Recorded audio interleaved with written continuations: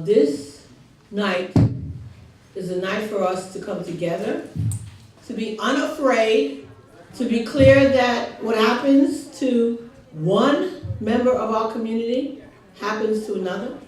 So my name is Janet Perez, and I work at Mixed DACA organization up in Brooklyn. I was actually brought as a baby when I was 6 months old from Mexico with my parents and my sister, and since then I'm now 25 years old. So imagine 25 to 24 years living here in the U.S. Growing up in the Bronx, I am now part of Mixed DACA organization where I do community organizing and coordinating in Brooklyn. As people in this audience might know, on September 5th, Attorney General Jeff Sessions rescinded the Deferred Action for Childhood Arrivals program that has given 800,000 young people in this country reprieve from deportation and work authorization. The program is due to expire on March 5th. However, over 7,000 young people have already lost DACA status because their permits expired or because they weren't able to renew on time.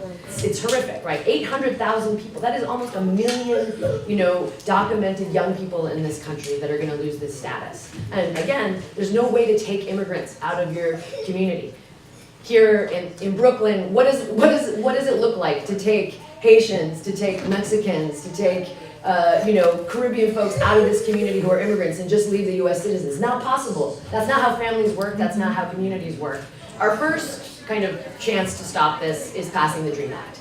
And the DREAM Act would basically allow both people with DACA status or eligible for the DREAM Act, which is similar to DACA eligibility, to have a path to citizenship. I mean, the DREAM Act has been proposed in 2001. 16 years later, 2017, it's still something that we're still pushing for. But I feel definitely because of the DACA being rescinded, it has definitely gained more support. So right now, it's kind of just taking it day by day, and then of course we don't know what the future is going to hold for us.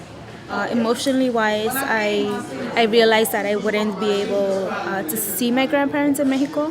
And so that possibility of being able to visit them on advance parole definitely diminished, and it kind of just brought me like a really shocking reality where it's like, okay, this is really happening. There's no greater sense of feeling safe and feeling loved than the activism of the organizations that we're going to present to you today.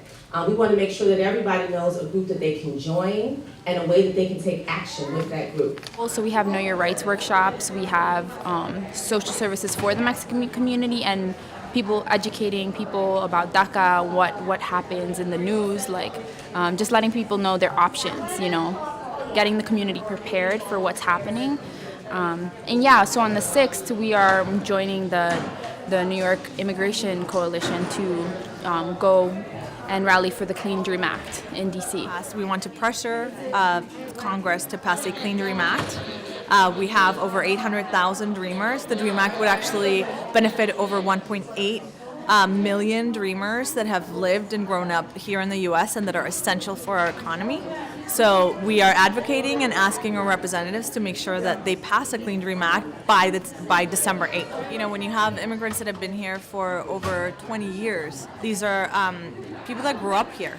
So it's affecting everybody. They're part of our community. They're our friends. They're our neighbors. So we want to make sure that we fight for them. So there is a sense of responsibility that comes that has been awakened this year. So I do believe that more grassroots are being sprung up, and so it's important to highlight that next week is Thanksgiving, and we're hoping that representatives know that we want to keep our dreamers and that we will fight for them to stay and continue to be able to celebrate Thanksgiving for the rest of their lives.